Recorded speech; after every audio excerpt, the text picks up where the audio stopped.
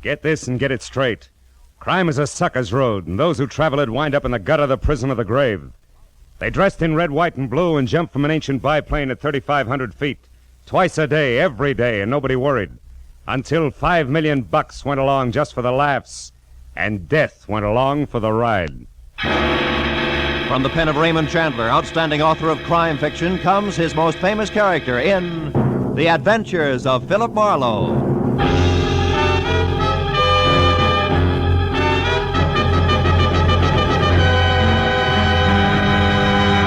Now, with Gerald Moore starred as Philip Marlowe, we bring you tonight's exciting story, The Birds on the Wing.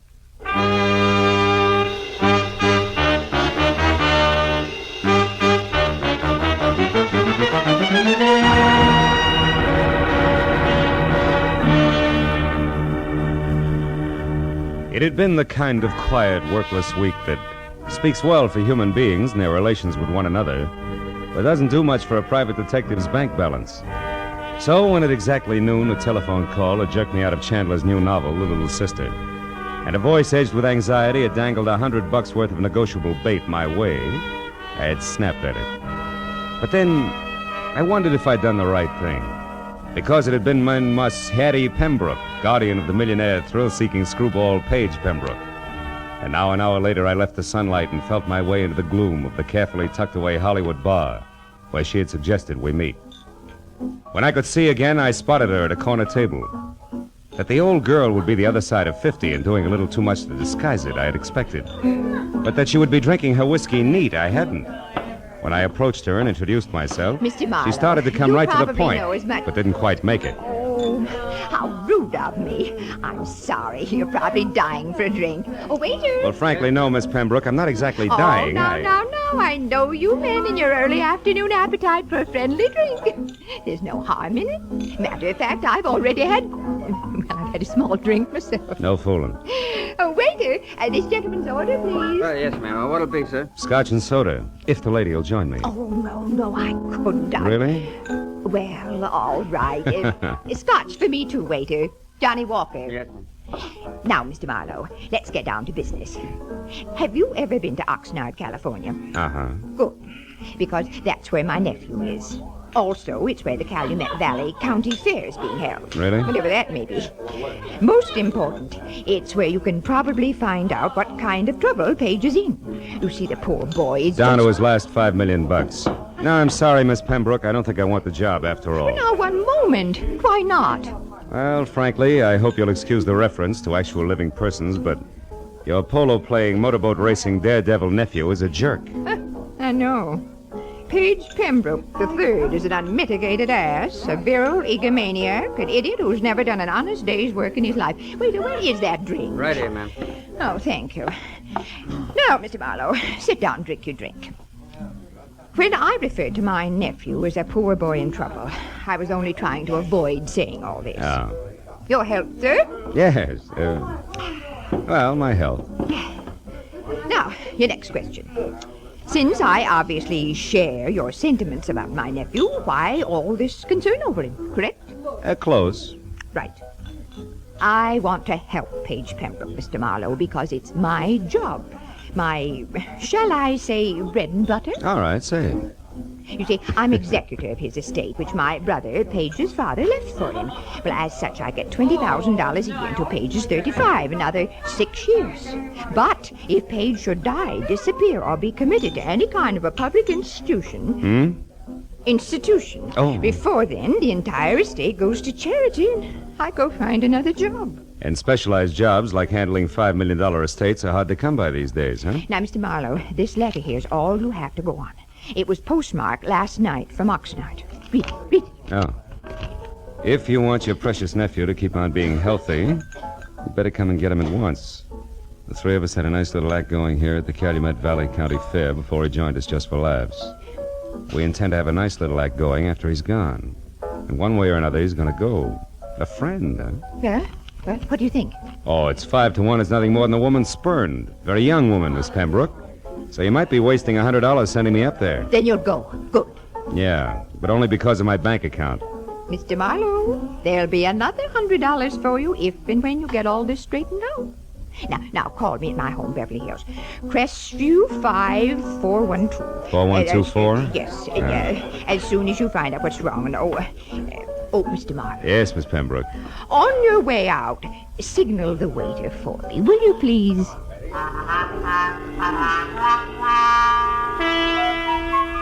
The ride to Oxnard was a pleasant but frustrating hour-and-a-half drive along the kind of beckoning sun-scrubbed Pacific shoreline that always demands to know why you have to work for a living. The ride through Oxnard to the sprawling county fairgrounds located at a semi-retired airport was a fast 10 minutes.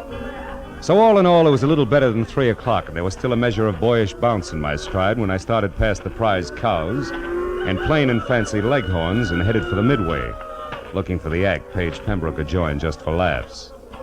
But it was 4 o'clock, and I had checked a half a dozen death-defying numbers before I was standing in front of a banner Columbus could have used for a sail. It said I was getting warm. In iridescent orange cloth on black, it read, "The Plunging Comets. Taffy Starr and Midge Maynard on wings of death with fearless Eddie Knapp at the controls. The greatest parachute act in the world, admission free. 5 and 9 p.m., north end of the Midway. Come one, come all." Yeah, this had to be it.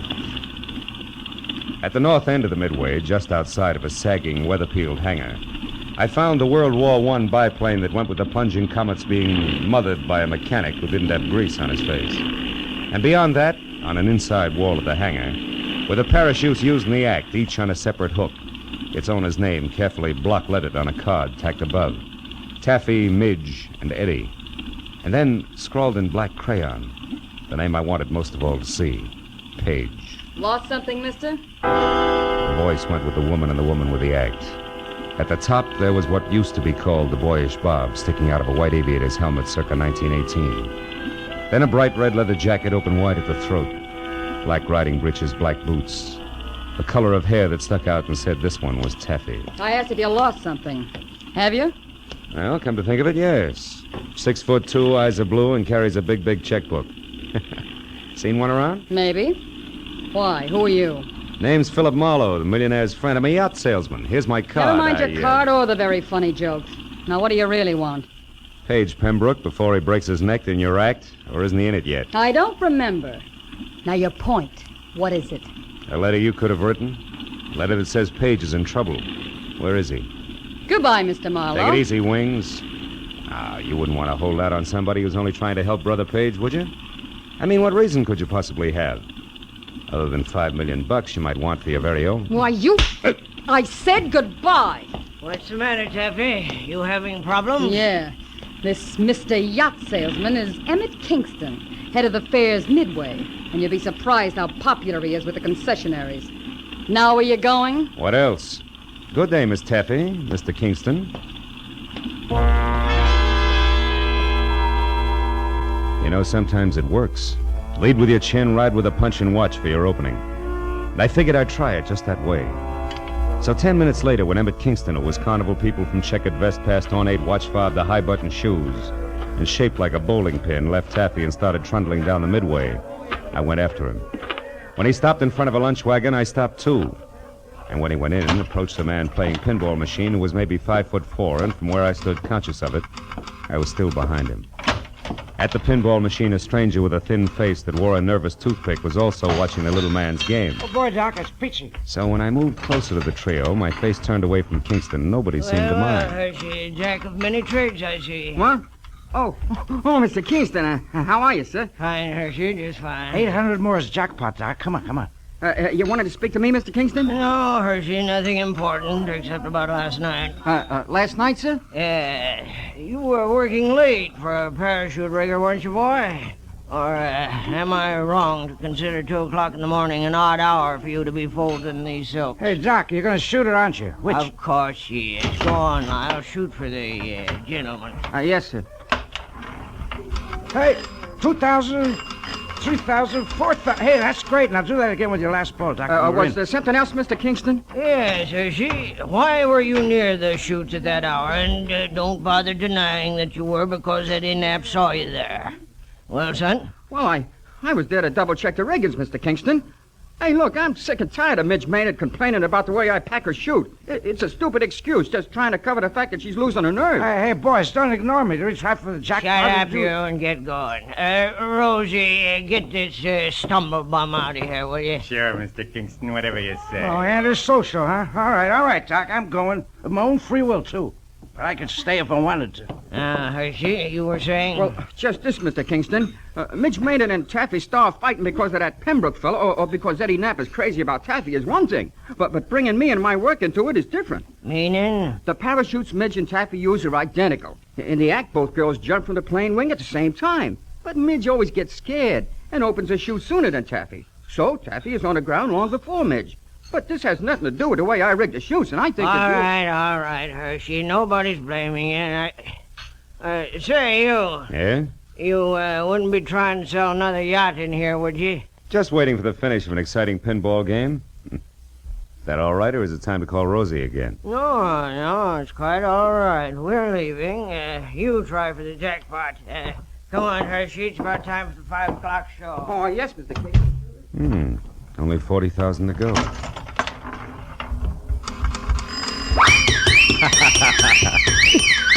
Oh, it's the first time I ever hit the jackpot. Oh, that's pretty good, Mr. Marlowe, considering that it wasn't your nickel you won on. Oh. Now that you mention it, Mr. Pembroke, it wasn't. Which should take care of the introductions, Yeah. huh? And that leaves very little. But something. But definitely. Marlowe, you can tell Aunt Hattie from me that at the moment I don't need a watchdog. And when and if I do, I'll go to the nearest city pound for one, not to a private detective agency. I told myself it was foolish to slam the door on my way out. So I slammed the door on my way out. I started north down the midway toward the open stands and the 5 o'clock sharp performance of the plunging comets. When I got there, the act was already underway with the silver biplane taking off. Eddie Knapp in white at the controls, Taffy in her red jacket and parachute crouched on one wing, Midge Maynard in blue jacket and chute on the other. Then as they slowly gained altitude, High Button Shoes himself took over the PA. They did it up well, and by the time the plane was at about 3,000 feet, every pair of eyes was riveted skyward, and an expectant hush thicker than winter fog had settled everywhere. At 3,500 feet, the plunging comets, Taffy Starr and Midge Maynard with Pierce and Eddie Knapp at the controls. They will not open their parachutes until they are within 500 feet of the ground. Now watch. They should be ready. Yes, and yes, there they go. Knees drawn up tight, arms close into their sides, they jumped. Specks in the sky growing bigger as they fell. 1,000, 2,000, 3,000 feet, and then, from Taffy's chute cloth, long and colored, a huge flag rippling in the wind from the end of a long rope. The flag seemed to rise above her as she fell, until the slack was gone, and then suddenly her chute opened, billowing. And then Midge, another flag rippling from the end of a long rope, and then the flag drifting free. Midge's chute not open, Midge plummeting down to the hard ground.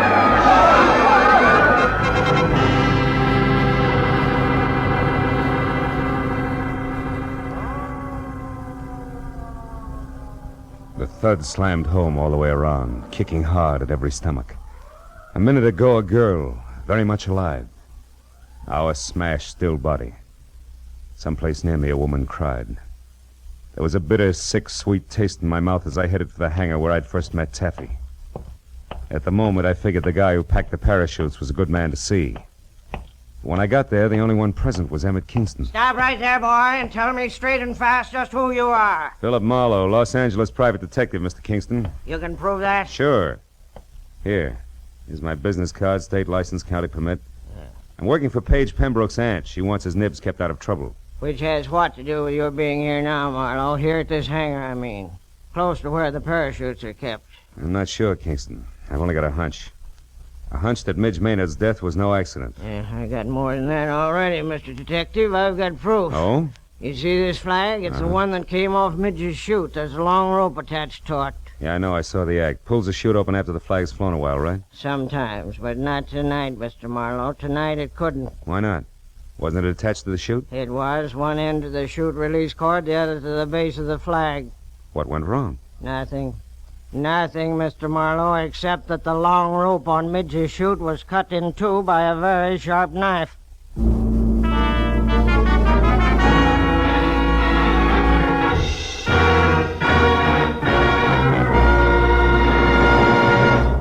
In just a moment, the second act of Philip Marlowe. But first, Sunday nights on CBS. The biggest bargain in show business today. Skelton, Bergen, and Benny without spending a penny. Amos and Andy, Eve Arden, Corliss Archer. 4A's, 4-star entertainment. The Family Hour with its Hollywood stars and stirring dramas. The Contented Hour with its musical stars in brilliant form. Horace Heidt with his rising stars. 8 great shows heard on most of these same CBS stations every Sunday night, with the 9th, Jack Benny, being heard on them all. Hear them all this Sunday night. Now, with our star, Gerald Moore, we return to the second act of Philip Marlowe and tonight's story, The Birds on the Wing.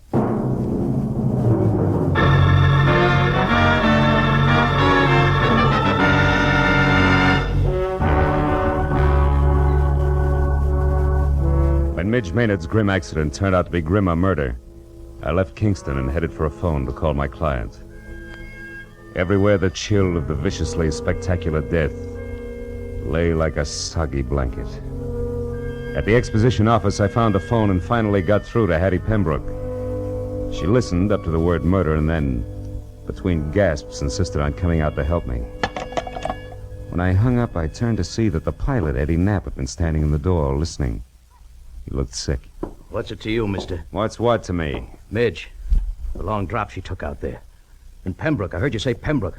What do you got to do with him? Just a minute, fella. I'm not sure it's any of your business. It's my business, all right. That kid gave me a big grin up there just before she jumped. And I watched her fall every inch of the way. So did everybody else. Look, I know how you feel, You Eddie, don't have but any idea how I feel. Don't try to kid me. That mob out there loved it. That's the only reason they come to watch, the hypocritical buzzards. You got a finger in this pie, an angle all your own. I'm going to find out what it is. Take it easy, Knapp. You're talking yourself into something real silly. Yeah? Listen, ever since that louse Pembroke showed up here, there's been trouble brewing. Now Midge is dead. She was a friend of mine. Best friend I had. Aren't you pulling a switch, Buster? What happened to your red-hot passion for Taffy Star? Oh, you nosy... Come here, you jerk! Look out! My arm, Buzz boy, and unless you want to take off with a busted wing, stand still. Now get this, Eddie. I've got no beef with you yet. In fact, we might even be on the same team because I want Pembroke out of here just as much as you do. So cool off! Who are you? Private detective named Marlowe. I got news for you. Midge fell because her chute was fixed. She was murdered. Murdered? You heard me. Where's Hershey? He packed the chutes. Have you talked to him? No, I can't find him. You mean he's run away? With that filthy half-pint Now psycho? listen, for your own sake, Eddie, leave Hershey to me and the police. You know where he's staying? No, I don't. In town someplace. Well, didn't he ever tell you where? Come on, think, Eddie. Well, yeah, he told me he had a buddy in town. Some guy who runs a pool hall. I didn't pay much attention. That's enough for a starter. I'll find him. And keep a lid on your temper, Eddie. I'll see you. As I crossed the grounds to my car, I looked back once at Eddie Knapp standing in the office door, rubbing the shoulder I twisted for him. I hoped he'd stay out of circulation until I got back because the barnstorming flyer was charged up like a high-tension wire. The way he felt, there'd be sparks no matter who he touched, Taffy, Pembroke, or Lyle Hershey. But my immediate worry was the location of the lambing parachute packer, so I drove into Oxnard, found a phone booth, and went through the book calling pool parlors. I finally hit pay dirt at a joint called Pindy's. It's 212 B Street, upstairs in the back. 212 B Street was an apartment, second floor rear over a boarded-up fish market. I went up the stairs to the half-open door with my hand around my .38. But the shooting part was all over. Because Lyle Hershey was crumpled in the bedroom door with the slovenly abandon that violent death always has. And the look of the puddle of blood under him, he'd been that way over an hour. I started backing out, just as someone else started up the stairs. So I flattened myself against the wall beside the kitchen door and waited. Lyle, it's Taffy. Come on in. Take a good look, Taffy. What are you doing in here? Where's Lyle? Great act, baby. Holds water like a duck's back. What do you mean? That wherever there's murder, there's also motive, and you've got it, Taffy. Lots of it. Me? What are you talking about? Maybe he's dead, and maybe you killed him. Keep him quiet, because maybe he fouled up Midge Maynard's parachute on your orders. Consequently, he had you over a barrel. On my orders? You're out of your mind. And maybe you had to get Midge out of the way because you objected to Page Pembroke and his idle millions honing into the act. Objected so strenuously that she was doing something about it, such as sending threats to his Aunt Hattie. Let's face it, baby, it fits. But not tight enough, Marlowe. Oh, Paige, darling. Taffy, I got worried when you didn't come back to the car, so I decided... Don't move, Marlowe, or I'll shoot. Pembroke, if you got any sense in that gold-plated skull of I'll yours... show it, Marlowe. I stood outside and listened to enough of your crackpot theories to know you're nuts. I don't need any advice from you at this point, so keep your long nose out of my business. Now listen, you harebrained now dope. You just stand there like a good little boy. Taffy and I are leaving, and don't try to follow too fast. Go on, Taffy, outside. I'll follow you. So long, detective. I let him go. Spent 20 useless minutes searching the almost bare apartment for any kind of an answer, but came up with nothing. Hershey's body at my feet convinced me there was nothing in Oxnard for Marlowe. And the sooner I dumped the whole mess into the laps of local law and order, the better. So I kicked out the 10-cent lock on the flimsy door and went down the stairs.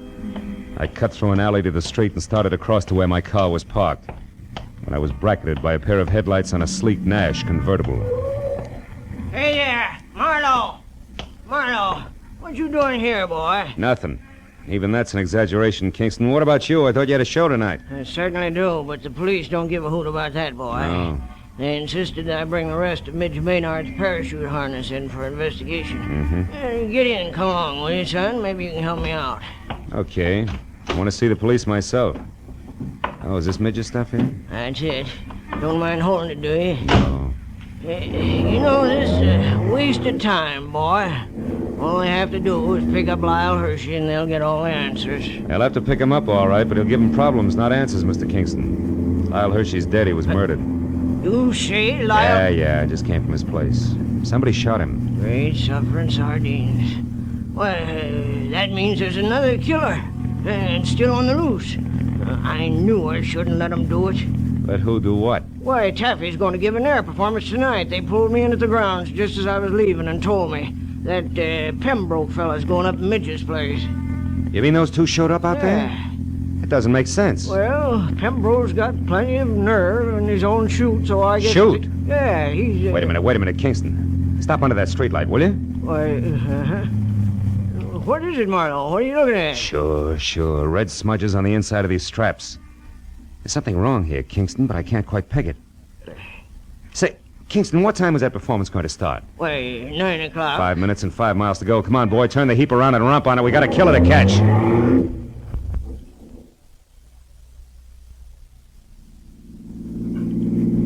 Swing out in front of the hangar, Kingston. Hurry. It's empty. They're already out on the runway. Yeah, there's one parachute still on the rack. Why, that's Eddie Knapp's chute, and he never goes up without it. So who's at the controls of that plane out there? I don't even have to guess. It's Eddie Knapp, all right, but he figures a suicide doesn't need a chute. Pile out, Kingston. It's as far as you go. I'm taking over from here. What are you talking Come on, about? move. Get out. They're turning around now. Yeah, he's going to make us run back this way. So long, Kingston. Here he comes. What are you doing? Come back! I waited until there was no possible chance for a miss. Then I headed the car straight into the path of the plane, pulled the hand throttle out as far as it would go, and jumped.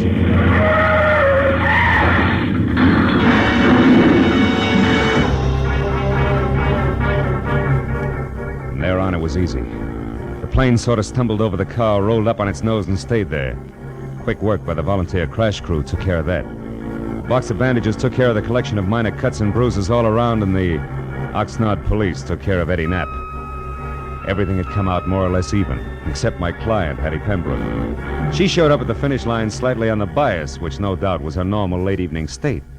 Also, she was as full of questions as an insurance adjuster. Now, young man, I paid you a substantial sum of money for this day's work, and therefore, as your employer, I'm certainly entitled to a comprehensive report of the entire business. And I insist All right, Hattie, whoa. I'll run through it once more, and that's all. Now, look. First, the threatening letter you got was written by Midge Maynard because she was afraid Paige was going to break up the act. You get it? But the real screwball was Eddie Knapp. He was crazy about Taffy Star and insanely jealous when your nephew and his money showed up.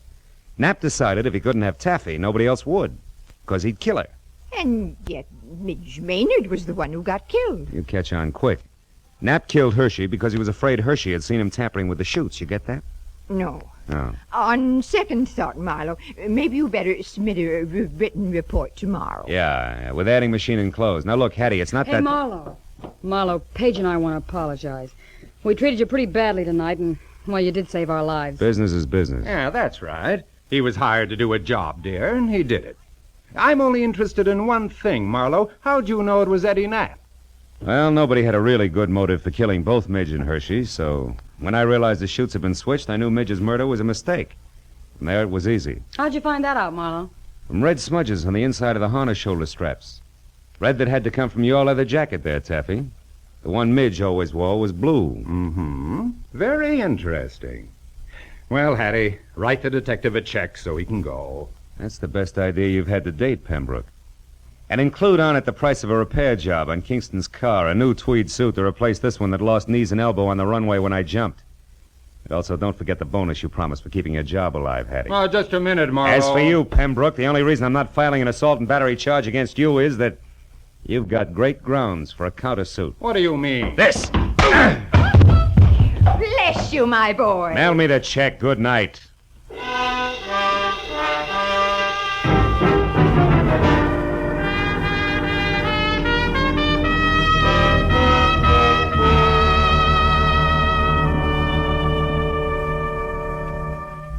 Well, a few informal cups of coffee at the Oxnard Police Headquarters cut through most of the paperwork.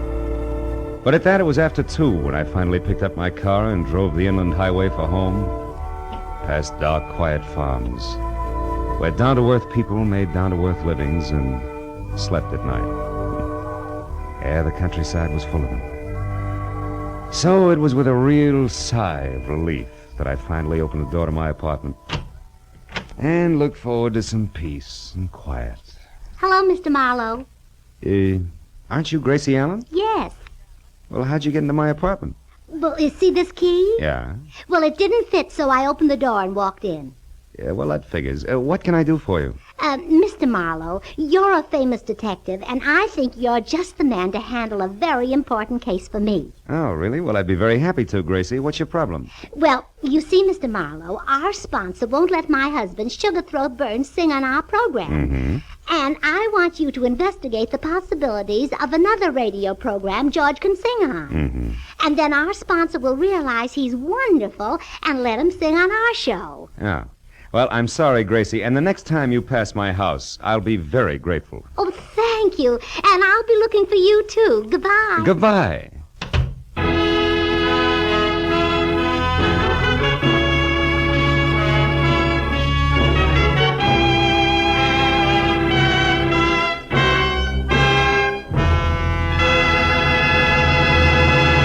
The Adventures of Philip Marlowe, bringing you Raymond Chandler's most famous character, star Gerald Moore, and are produced and directed by Norman MacDonald. Script is by Robert Mitchell and Gene Levitt. Featured in the cast were Lois Corbett, Rita Lynn, Don Randolph, Junius Matthews, Jack Moyles, and Jimmy Eagles. The special music is composed and conducted by Richard Orant. Be sure and be with us again next week when Philip Marlowe says...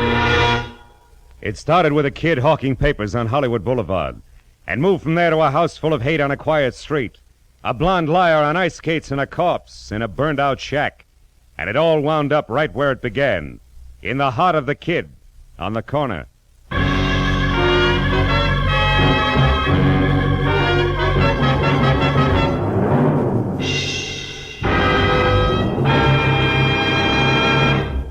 Two music programs that make your Sunday afternoon listening a delight and a pleasure are the Symphonette and the Choraleers. The Choraleers sing popular and semi-classical songs in stirring style. The Symphonette brings you excerpts of great orchestral works. Hear the Symphonette and the Choraleers tomorrow and every Sunday, as well as Sammy Kaye's Sunday Serenade, now heard exclusively on CBS. All of these outstanding music programs are heard on most of these same CBS stations. This is Roy Rowan speaking. Stay tuned now for Gangbusters, which follows immediately on most of these stations. This is CBS, the Columbia Broadcasting System.